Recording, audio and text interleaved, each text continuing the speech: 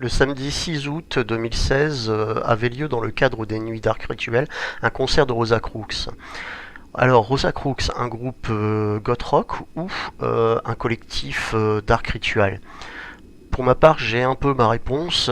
Il faut savoir que donc Rosa Crux est un groupe rouennais qui est né en 1984. Très très vite, il a montré des volontés de s'étendre bien au-delà de sa musique, puisque alors qu'il n'avait que quelques vinyles en fonction, dès 1986, Olivier Tarabo met en place une nouvelle dimension pour ce groupe par le biais en fait de ces machineries assez bizarres et à la fois mélodiques, les jeux de fer.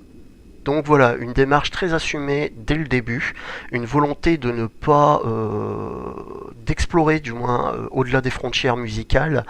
Rosa Crux, c'est vraiment une recherche à la fois musicale, esthétique et artistique.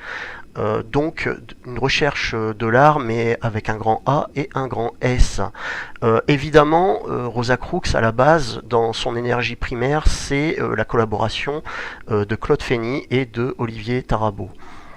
Pour autant, est-ce que Rosa Crux se résume à ces deux personnes? Je ne pense pas. Pour les avoir observés depuis des années, Rosa Crux, oui, l'énergie primale est bien celle de Claude et de Olivier, mais par contre, tout autour d'eux, ils ont réussi à mobiliser toute une communauté qui se plie en quatre pour dire de mettre en œuvre leur projet. Et on y trouve donc aussi bien des musiciens que des danseurs, que des chanteurs choristes, notamment ici le Rosa Cordis qui est le cœur vraiment de Rosa Crux. Dès lors, on peut vraiment parler d'une démarche collective ou d'un collectif artistique gothique, notamment dans la veine d'Arc Ritual. À l'image, vous voyez un peu ce qui pour moi représente vraiment ce qu'est Rosa Crux, un ensemble d'individus mus par les mêmes volontés de faire perdurer à travers le temps une démarche artistique assumée et allant à contre-courant de ce qu'on peut trouver dans d'autres groupes.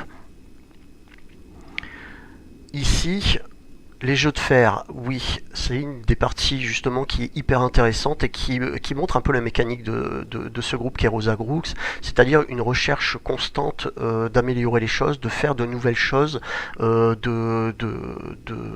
d'étendre un peu les frontières de sa démarche artistique.